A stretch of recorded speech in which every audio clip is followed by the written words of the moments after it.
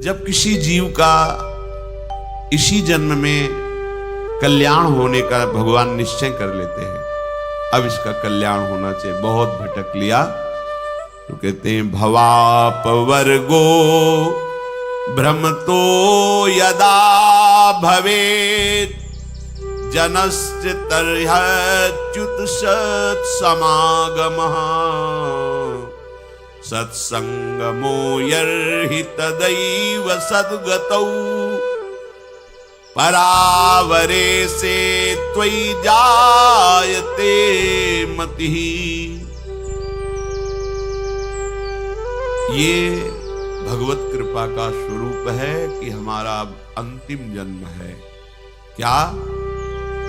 भगवत कृपा से, भारी सुकृतों की कृपा से जब हमारा आखिरी जन्म होता है, ये निश्चित हो जाता है कि अब इसका इस जन्म में कल्याण होगा, तो उसे साधु संग की प्राप्ति होती है। भवापवर्गो भ्रमतो यदा भवेत् जनस्य तर्ह्यच्युत सत्समागम। भगवान ने जब देखा संसार चक्र में पिसते पिसते अब तो इसका कल्याण करना चाहिए, अब इसका अंतिम जन्म होना चाहिए, तो भगवान कृपा करके संत समागम दे देंगे। संत समागम में ऐसी महिमामयी चर्चा होती है प्रभु की, उसका चित्त संसार के भोगों से विरक्त होकर भगवान में आसक्त हो जाता है। सत्संगमो यर्हि तदैव सद्गतौ परावरे से त्वयि जायते मति। परावरे से भगवान श्री कृष्ण में उसकी बुद्धि स्थित हो जाती है। संत संग के प्रभाव से प्रभु श्री कृष्ण चंद्र जी में बुद्धि स्थित हो जाती है।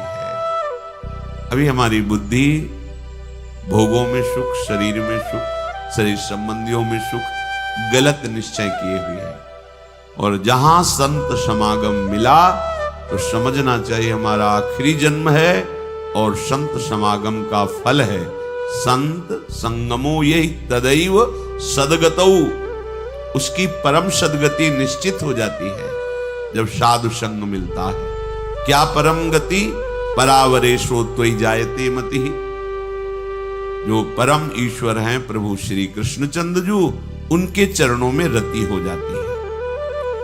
दया में प्रभु कितनी अपार कृपा की आपके ऊपर। मनुष्य शरीर साधु समागम श्रीधाम वृंदावन में दुर्लभ बात है। आप अपने जीवन को विचार करके देखिए कि आपके करने से आज तक क्या हुआ है। बिगड़ा ही है, बना नहीं है।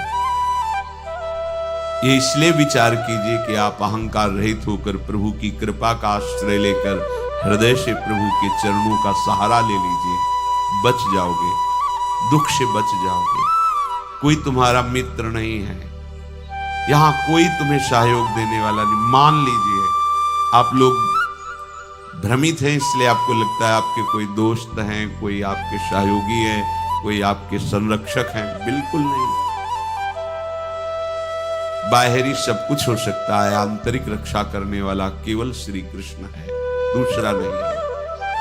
सच्ची मानिए उन पर बड़ी कृपा है, जिनको पग पग पर धोखा मिलता है, प्रतिकूलता मिलती है, तो उनको असलियत समझ में आ जाती है, फिर वो सत्य की तरफ मुड़ते हैं, उन्हें साधु समागम मिलता है और वो सत्य में प्रतिष्ठित हो जाते हैं।